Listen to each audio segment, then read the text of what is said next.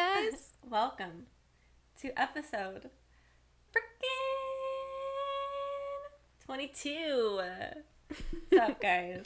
How's it going? We're here into the new year. No more episode 21 No. in 2021. No. Episode 22 in 2021. Mm-hmm. That's going to get real confusing real Yeah, quick. we There's won't do too that many anymore. 20s We going won't on do there. that. That was the last time. But yeah, so on episode 22, see, I was trying to say like 2022 already. I'm trying to fast forward to next year. Although maybe we should. TBH. Yeah. It's been a rough week. Yeah. But anyways, friends. Yes. So Courtney. Thank you guys for tuning in again. Catherine. Yes. Go ahead and ask.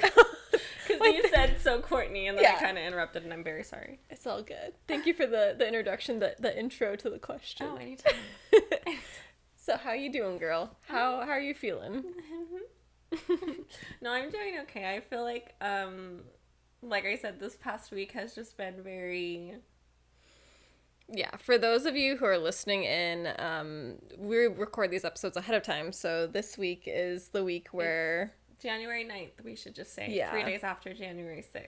Yes, where crazy shit went down at the Capitol that's just wild and gonna hold back because we don't need to spiral into that right now. But... Yeah, so it definitely was just a crazy week. Mm-hmm. A hard week for a couple of reasons. It just kind of exhausted, but, you know, I feel like I'm feeling a little bit better today. I got lots of sleep last night. I also haven't been sleeping very well the past, week and a half. Okay. And I don't know why. It's really weird for me. I usually sleep, Yeah, normally you're so like a easily. sleeper. Yeah, I am a sleeper. Like, Courtney Cooper, sleeper. That's me. That's what it says on my resume. Yeah, everywhere. Thing, when you introduce yourself, you're like, I'm Courtney Cooper and I am a sleeper. I can fucking sleep. If that's one thing I can do, it's sleep. Yeah. And I have not been sleeping very well. So I took some NyQuil last night. Mm-hmm. Also because I feel like it's dry in Phoenix right now. Yeah. And my throat, in the middle of the night, I've been coughing a lot. Oh yeah, you have Just the from, coughing attacks in the middle, yeah. Right. Because my allergies and stuff and how dry it is. Mm-hmm. And so I took some NyQuil hoping that would calm my coughing attacks, and it did. And so I did get some sleep last night. So yeah, that was nice. So how have you been doing with I know last week we talked about kind of our New Year's practices and things like that. How's that been going for you? Well, I safe to say Wednesday, January 6th, I did shove 3 cheesy roll-ups from Taco Bell down my throat? And some cookie dough that we shared together. And some cookie dough, although I did stop myself with the cookie dough. Yeah, you did a good job. You set bites of boundaries. Cookie dough, yeah. I was really impressed. You're like, I'm going to stop now. And I'm like, I'm going to do 3 more big scoops. Yeah, I only did 2 bites of cookie dough, so that was good. Other than that, I'd say that was probably... Oh, I lied. I did have In-N-Out last night. Okay. But so that's I had 2 slip-ups, but that's okay. Yeah. Well, and I mean, you kind of had it where, the weekend is, when you, treat yourself. Right, and exactly. So in my head, I'm like, Friday night is the weekend. Yeah. So, I mean, that's why, you came over earlier and I was eating a pretty healthy dinner. Yeah. It was all vegetables. There was nothing besides vegetables, and I was blown away. I've never eaten just vegetables for a meal. Other than carbs, that's pretty much all I can eat. It's just vegetables. And cheese and bread, but that's also why I'm not feeling great about myself. It's because of the copious amounts of cheese and bread that I've had. Was that the right way to use that word? Yeah. I said it and I got nervous. No, that's perfect. The copious amounts, yeah. I use that, copious amounts. I feel you there. I know the copious amounts of cheese and bread lifestyle. Right. So I did only slip up twice, which actually, not bad. Yeah. Not bad. And I mean, that's the whole thing that we were talking about last week was the balance of even if it's not exactly perfect, it's still better than what it used to be. Right. And we're practicing. Yeah. And I think that your Wednesday obviously was a self-care day. It's a reasonable day to kind of give in a little bit, take care of yourself. And then you got right back on it the next day. And Friday was a little bit of a self-care day as well because I did cry at work 2 times before 10:30 a.m. So you'll have to tell me about it later. It's fun. Oh. It's not fun. I mean, it's fine. Catherine, how are you doing? We'll chat about that later after we're done with the episode. Awesome. I think I'm in a good but weird place right now. Like, I feel like I'm good. I was doing my K-pop dance workout videos this week. Nice. I only had soda once this week, which is like mind-blowing for me because it's like an everyday, maybe multiple times a day type of thing. Right. And then like I've been like eating my like meals I made at home for like the whole week. But then there's also this other side where like all the stuff that happened with the Capitol and like just the wildness and the existential dread and feeling upset and feeling disappointed and angry. It's a weird balance between that. Where like I feel like on a micro level, like in my little life is all good, and then on the bigger level I'm like, oh god, on this like major scale it's like wild ride, kind of rough. Yeah, in a not good way. Right, but I'm glad your little self is doing well. Yeah, that's good. Taking care of little self so that little self can handle the big world. Yeah. That's good. Even though it's hard to handle the big world. Yes, sometimes it's too much. It's that balance. Sometimes. A lot of the time right now. Most of the time. This whole entire like last year, even beyond that. Right. Yeah. And everyone was like, 2021, it's gonna be great. Bitch, we got 6 days into it. It was not great. Those are all lies. But anyways. Yes. But getting into kind of our theme for today, we kind of wanted to talk about identifying the difference between like anxiety and depression versus just feeling like stressed or sad or overwhelmed and maybe feeling a little blue. Because I think that oftentimes people use those words interchangeably, like saying they're really depressed or they have anxiety, when really what they're trying to say is I'm feeling sad or I'm feeling nervous or stressed or something like that. Right. Yeah, and I think that those terms are just so easily thrown around, and they are easy just to throw out. And I feel like when people say stuff like that, you know, it's not like we're trying to say like, oh no, you don't have anxiety. It's more like, okay, I don't know, just like taking a step back and being like, okay, are you really like struggling with anxiety, or are you just feeling anxious today? Because sometimes I think that it, like, using those words can sometimes minimize others' experiences when they're struggling with anxiety or with depression. Or like I know for myself sometimes if I hear someone being like, oh, I'm so depressed, and then like it seems like they've gotten better like the next day, and I'm like, well, fudge, like why I'm still stuck in this? Why?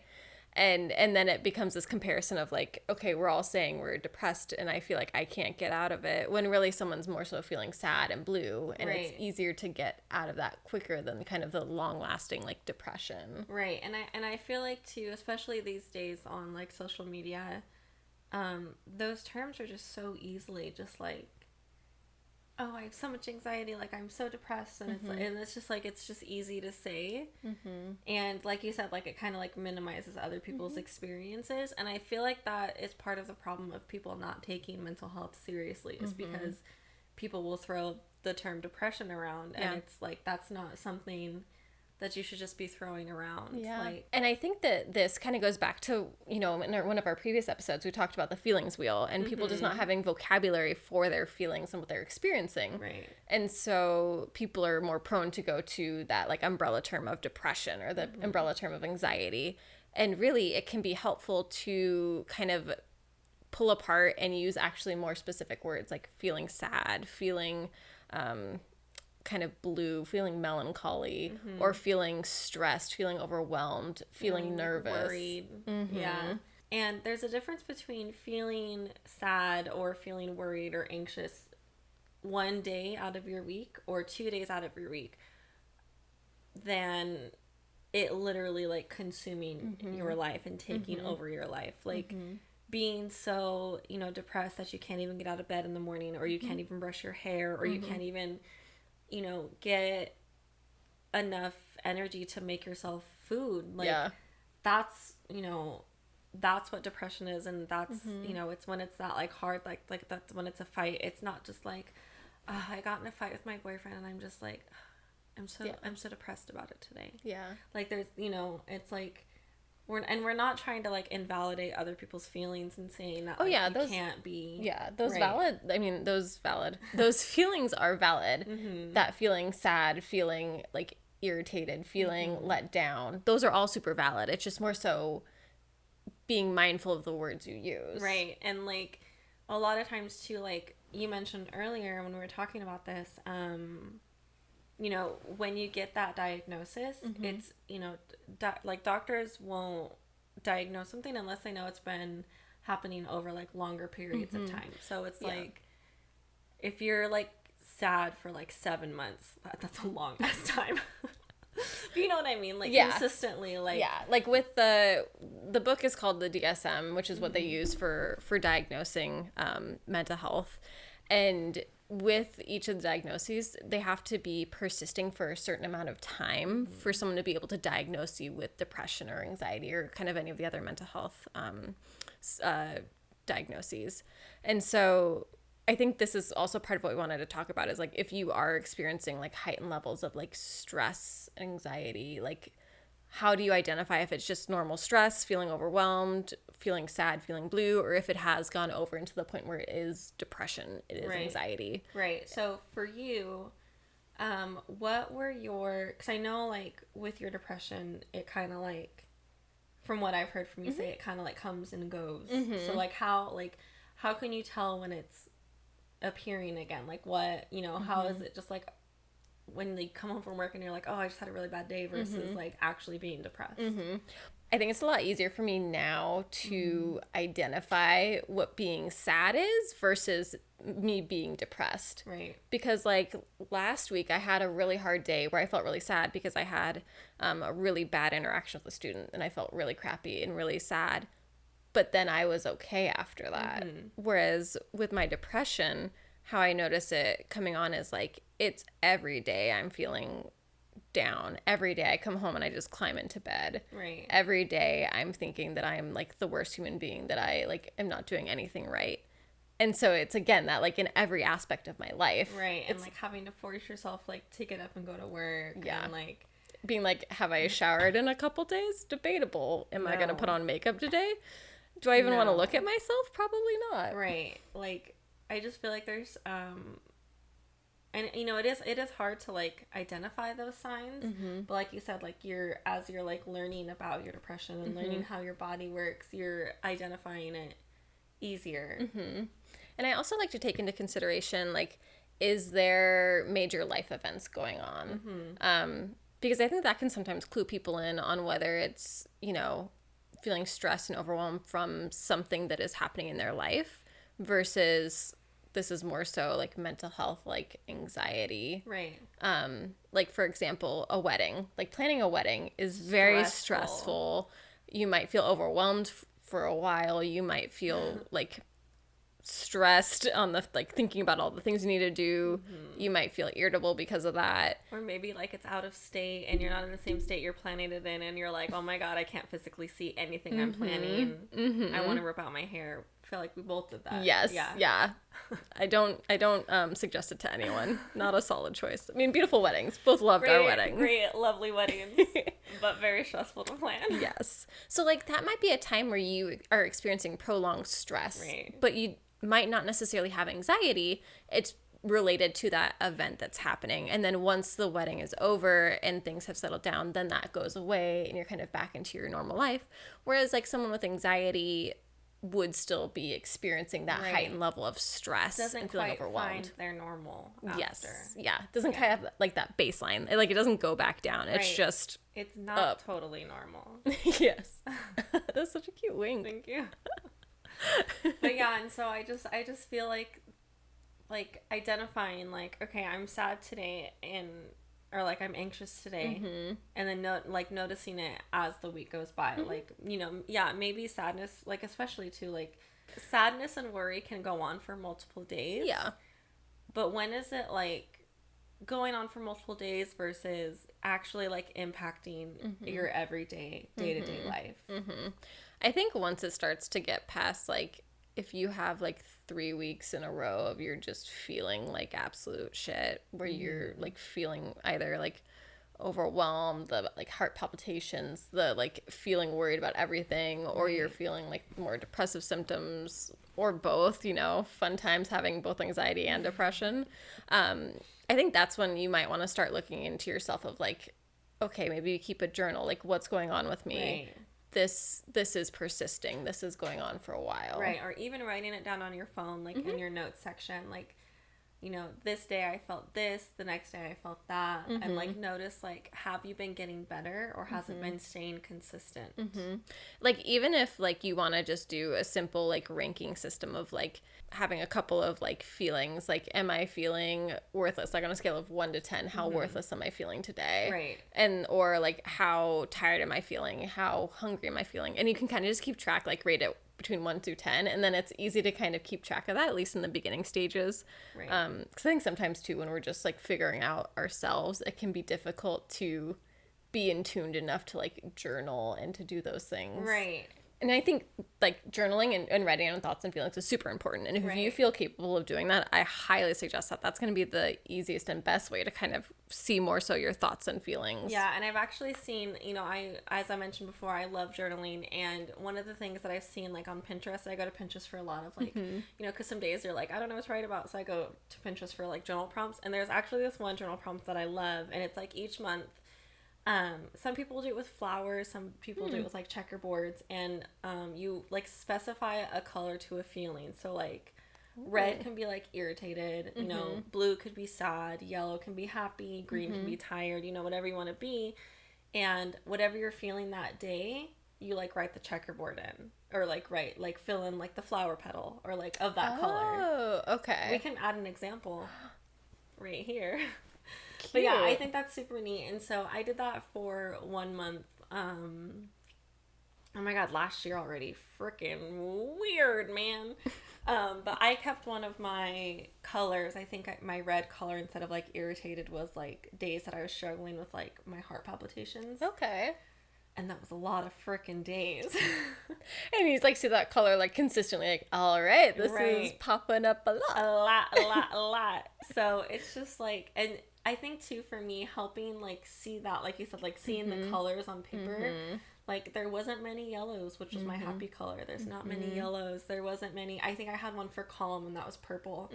There wasn't very many calms in there. So it was like, it was mostly just like heart palpitations, not feeling great. Yeah. Like, because I think our brains too can sometimes downplay it, especially like when we're feeling like, if we're experiencing anxiety or depression, our brains are like, oh, like you're not that bad, or like, oh, it's fine, like it's not that bad. But then when you see like the colors, or like I'm picturing LaCroix Boy creating this graph for his exercise he's doing, like seeing like almost statistical data that you've kept on yourself of like what it's like. You're like, oh shit, son, I've been sad for a real long time. And sometimes it's just so helpful to actually like physically like see it, because sometimes, like you said, your brain just kind of is like, nah, it wasn't that bad today. You've been fine. And it's like when you look at it like on paper or on a laptop or on your phone, whatever you want to, you know, wherever you're taking that like data, right? Like that's when it's kind of like a wake-up call to like, oh shit, damn, son. It's actually really funny talking about like journaling. So back in July, there was a day where LaCroix Boy got really upset with me, and I don't even remember what it was about.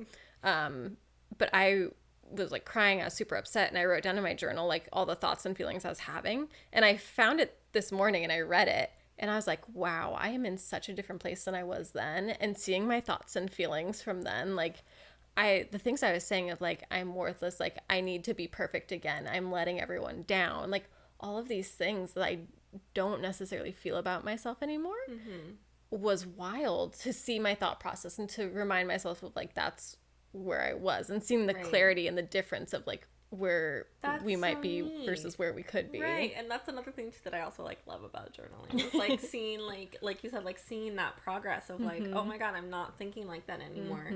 And like celebrating it. Yeah. I definitely shared it with LaCroix Boy. I let him read it, and I was like, look, this is probably gonna make you sad, but I'm giving this to you to show you that I don't feel this way anymore. Right. So this is a happy thing. Growth. Yeah. And then afterwards he's like, I just want to hold you for a second, okay? And I was like, it's okay. Like, I'm okay right now. Right. I just want to share this with you so you can know where I was and where I'm at now. Yeah, like, and just like, I don't know, being able to identify that too is really hard. And sometimes it takes something like a big fight or a really bad day at work or something just to be like, oh gosh, like, you know, like whatever it may be. But I'm proud of you for identifying that and then realizing that today. Yeah. Good job. Thanks. That's really like, I'm not a huge journaler.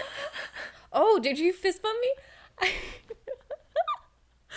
didn't mean to leave you hanging. Oh my God. Wait, do it again, like casually, and then I'm gonna be so on it. Okay, I'm so proud of you for doing that, man. Thanks. So cool.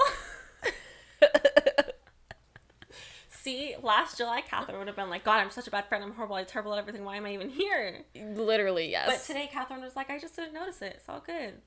Right? Brothers? Friends? Brethren? Like, and she's the man. Brothers?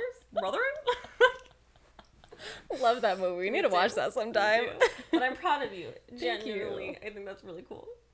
I was really excited. This is exciting. It's cool. So maybe you guys out there listening will have a moment like I did where you're like looking back and you're like, oh, wow, like I've come a long way. Or maybe you have a moment where you're like, okay, I'm saying the same thing every day. It's not getting better. It's time for something new. Right. And that's kind of where I was at last year with my journaling before I started taking medication, because I was kind of like writing down like, you know, like where I was feeling, or like what I was feeling, like what I was thinking, you know, doing stuff like filling out colors for how I was feeling. And also too, I was wearing my Apple Watch all the time. And so I could check my heart rate all the time. And that wasn't good for me. That gave you a lot of statistical data right there. That I needed to go to a doctor. Yes. Your Apple Watch is like, homegirl. You doing okay there? 140 BPM, and all you've done is sit on the couch and work today? Like, what? Yeah, it was real bad. Yeah, so I actually had to stop wearing my Apple Watch for a long time because I kept thinking that I was gonna die. And that's another example too, is when you keep thinking it for like months on end. Like mine, like it was like months where I was like, oh God, my heart rate's at 146. What did I do? I just got up for a glass of water. Like, yeah, it's like, it's not something that just like goes away. No. It's not like normal like coping skills where you have like girls' night and like vent about something, and then you're like, okay, next day I'm feeling a lot better now. I wish. Right? We would be so happy if that was like, because like we have girls' time like all the time. We would be like, we would be sailing. Yeah. Like higher level of happiness, like just zen. Very zen. Like we were just solid, but unfortunately life does not work that way, friends. No. Which is okay. I mean, I think with all this being said, sadness, feeling overwhelmed, feeling stressed, feeling blue sometimes, those are all really natural parts of being a human. Right. And I think that it's important to still experience those. It's more so when it becomes impactful and detrimental to your life. Right. And, you know, to where it's a point where you're isolating yourself, or like we mentioned earlier, you can't even get out of bed, or, you know, like you're feeling so worried that you feel like you have to like text everyone. That's one of my things where I have to like text everyone, make sure I know where they're at or what they're doing, make sure they're alive like every single day. Yeah. Or like the other day when I was driving to your place. Oh my God. So I was driving to Courtney's house. Preface real quick that I have a fear of everyone around me dying. Yes. And so I was driving to Courtney's house and I was using text to speech because I don't like look at my phone while I'm driving. As you shouldn't. Safety tip for the week. And so I was starting to like speak my text, and then an ambulance was coming from behind me, and I'm like talking out loud to myself, and I forgot that like the voice to text was still recording. And so I'm like, where is the ambulance coming from? Where is it? When is it getting here? I'm just gonna try to see if I can find it. Like, I'm just gonna read this message. It was so... She texted me and then said, what's going on with the ambulance? How far away are they? And I was like... And then I realized that it had sent that, and I was like, oh no, Courtney's gonna like freak out. Like, I can't just send that to her. So then I was like, Siri, text Courtney. Hey friend, it's okay. I'm okay. I'm doing voice to text and there's an ambulance driving by. I'm all right. I'm coming over now. Don't worry. I don't want you to panic. It was actually really funny too because I called you, like, I didn't even read the full, I just saw the word ambulance and I was like, she's on her way over. I gotta call her, and I called her and I was like, hi, are you okay? And you were like, yeah, I'm so sorry. And I was like, oh, it's okay. When I saw you calling, I was like, oh yeah, Courtney definitely didn't read my text. I tried. Not at all. And, like, that's also, too, could be an example of, like, just being worried, like, in the moment. Because, like, after that, I was, like, fine. Yeah. Like, once you told me, like, oh, okay, so that's how, like, that day was not a very high anxiety day for me. However, I do, like, with my parents specifically, like, I'm getting a little bit better only because I'm training myself to get better. But, like, if my mom doesn't answer, I'll call my dad. If my dad doesn't answer, I call my mom. And I do that until one of them answers. And I remember there was one time when it was a while ago and my sister still lived at home. And, you know, this is another thing where, like, I should have known I had problems, like, 7 years ago. And I wasn't living at home with my parents anymore. And my mom, my sister, and my dad I was calling all three of them. No one answered. I called them each, I'm not even kidding, probably 20 times. And my mom finally answers after me, like, literally giving myself a panic attack. Literally, like, I can't breathe. Like, I'm, like, calling each of them. And I'm like, my mom's like, hi, I'm so sorry. Like, we're in the movies. And I'm like, bitch, you guys have to tell me if you're going to the movies. I remember you mentioning that during the trauma episode because, like, that was so significant for you. Like, it was so stressful. Like, major. It was like, and it was the same year that my dad had a stroke. And, you know, was in a coma for months and months. Like, it wasn't just like that was like out of nowhere. I had reasons, but I was just like, I'm so sorry, Mom. This is how our life is. You have to tell me. Yeah. When you guys are going to the movies. Like, I don't need to know what you're doing every single second, but if you're going somewhere where you can't answer the phone, you guys gotta tell me. Like, well, and I'm sure even after you had talked to your mom, your anxiety was still, like, heightened. It wasn't like, yeah. It was like, I don't think it's gone down ever since. Honestly. Just perpetually. Like, I still call my mom and dad every single day. Like, yeah. It's just still there. And it's actually really funny too. I mean, it's not funny. But I'm talking to my therapist, and I'm trying to get, you know, out of that mindset of that everyone's just gonna die around me. And I was like, I have to talk to my parents every single day, like, yeah, because I like talking to them and I enjoy talking to them, but also because I'm scared that if I don't, my dad's gonna die. And I think that's a big thing to, like, notice if you're actually experiencing anxiety versus, like, feeling stressed or overwhelmed is, like, thoughts based, like, in, like, factual reality. Right. Because fact-wise, like, most likely he's not going to if you don't call. I don't know if we can prove that, though, Catherine. Because there have been 3 times in the past, like, 4 years where I will not call one night and the next day my dad is in the hospital. I'm not even kidding. So I call every single frickin' night, guys. But also, like, that's just a weird coincidence. So, tell me what my therapist tells me. Let me hear it. I don't know. What does your therapist say? That I'm fine. I don't know what she says. I forgot everything I've ever been told. No, she's always just like, you know, that's like a terrible coincidence. Like, it's, you know, she kind of just, like, calms me down. See, you're being your own therapist right now. You know those words. I do, but it's hard. And that's another thing with, like, anxiety or depression is, like, getting that thought out of your head. Like, it takes a lot more than just, like, a couple of, like, walks throughout the week or going shopping to distract yourself whatever, a movie night, whatever it may be. It takes a heck of a lot more than that. Yeah. Like, the thought of, like, me making a mistake now, like, I feel bad about it, but I don't harp on myself for a whole week about one mistake. Whereas before, in my depression, I could not let it go. Right. Like, no matter how much, like, evidence against everything, like, just couldn't let it go. Right. So I totally agree with that. It's like, can you fight against those thoughts? Can you use coping mechanisms and just, like, get back to baseline, like we were saying? Can you do a quick 5-minute meditation and be okay? Yeah. And if not, and it's consistent. I think that the word, like, that's, like, super important in this is consistent. Like, if it's consistent and persistent, yes, Consistent, persistent. Yes. Yes. That's when you know it's like... That's when you might want to be a little bit more aware of yourself and start thinking about things. Right. And maybe, you know, maybe that's when you're, like, noticing that it is consistent. Maybe that's when you start journaling. Mm-hmm. And then you kind of, like, once a month just take a step back and be like, okay, where am I at? Mm-hmm. How am I doing? Mm-hmm. What's going on in my brain? Yes. No, I think that's a solid point. Yeah. And I think overall, too, again, we all aren't always aware of our language.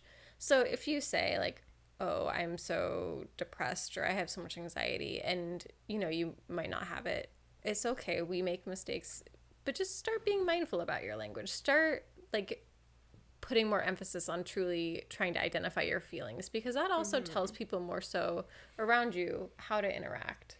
Because I think, at least I know for myself, if someone tells me that they're like, I'm so depressed, I have so much depression, versus I'm feeling sad, I'm feeling blue.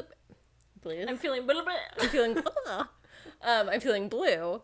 I'm going to respond differently to that, because depression, I'm like, okay, like, are you connected with supports? Like, do you have a counselor? What's going on? Like, how are you feeling? Are you safe? Like, are you having suicidal thoughts? Right. Like, I feel like those words are very heavy. Mm-hmm. And so when you are using those words, you need to, as much as you can, be mindful of the weight of those words, because they're not words that should be thrown around easily. And I feel like, especially in today's day and age with social media and everything, that they are easily thrown around. Yeah. Overall, I mean, watch out for yourselves, you guys. Like, think about what you're going through. Just be mindful of the persistency and consistency. And take care of yourself, guys. Yeah. But I think that pretty much wraps it up. Yeah. It's kind of a lighter one today. A quick little, hey guys, what's up kind of episode. You know what I mean? I like that.